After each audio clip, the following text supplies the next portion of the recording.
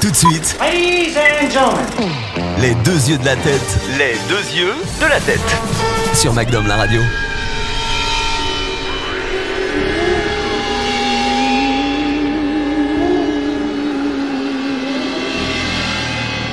Chaque année, en hiver, au cœur des montagnes du Grand Est, celle qu'on appelle la perle des Vosges bascule dans l'horreur.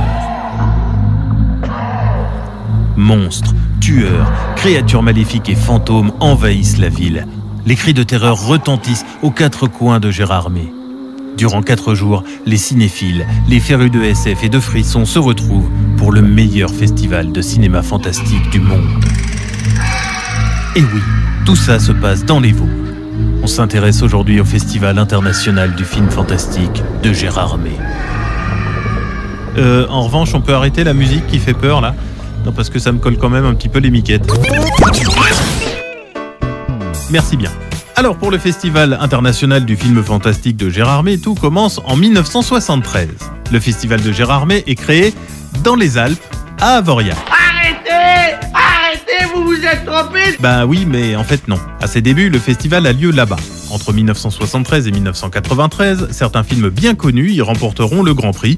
On peut citer Duel de Steven Spielberg, Elephant Man de David Lynch ou encore Terminator de James Cameron. Sarah Connor. C'est à côté. La station vosgienne va succéder à Avoria après 21 éditions. Ce festival avait été créé en 1973 par Lionel Chouchan et sa société Promo 2000 à la demande du géant de l'immobilier Pierre et Vacances. En 1993, à l'échéance du contrat avec Avoria, Lionel Chouchan lance un appel d'offres auquel une dizaine de villes répondent, dont Gérardmer. Voilà. Ouais, d'accord, ouais, très bien, je vois très bien, absolument, oui. Le maire de l'époque, Claude Boulet, va remporter la mise en mettant en avant les atouts de Gérardmer, la montagne et le ski, le lac et surtout la capacité hôtelière de la ville. C'est les Vosges.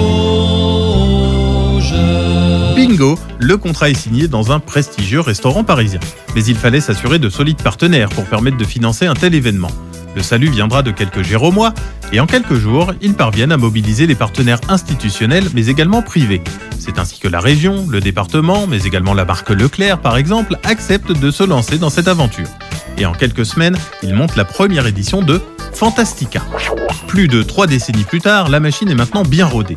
À Paris déjà, les équipes du Public System Cinéma vont assurer le travail de visionnage de centaines de films pour constituer la sélection, ils vont composer les jurys et vont inviter de prestigieux réalisateurs à rejoindre Gérardmer. Octet ou la démission du forgeron du réalisateur ouzbek Mirzovski Ibexklivax. Le festival va également s'appuyer sur des forces locales, notamment des garagistes du secteur qui prêtent les véhicules, des structures culturelles de la ville, le lycée hôtelier, mais également le groupement des hôteliers. Autre soutien, certains restaurateurs accueillent les jurys pour des déjeuners ou des dîners. On va toujours dîner mercredi prochain, mais cette fois, c'est vous qui m'invitez. En 1994 donc, le festival de Gérardmer reprend le flambeau d'Avoria sous le nom de Fantastica jusqu'en 1995. Il prend ensuite le nom de Fantastic Art, mettant ainsi l'accent sur son ouverture à d'autres formes artistiques que le cinéma. Oui, parce que le festival de Gérardmer, ce ne sont pas juste des longs métrages et courts métrages qui sont proposés au public. On peut également découvrir d'autres œuvres liées à l'art fantastique, comme notamment des expositions de bande dessinée, des salons du livre et des événements musicaux aussi. Comment tu sais tout ça, toi? Julien Lepers, question pour un champion. Connaissez-vous la différence entre Nagui, Johnny Hallyday, Guillaume Canet, Jamel Debbouze, John Malkovich ou encore Mimi Mati? Eh bien, aucune.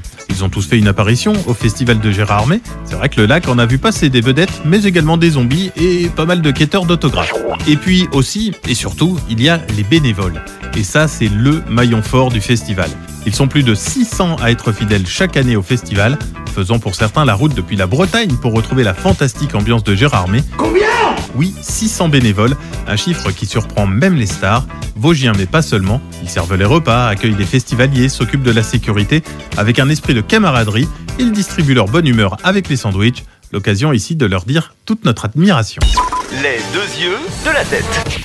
C'était les deux yeux de la tête. À retrouver en podcast sur magnumlaradio.com.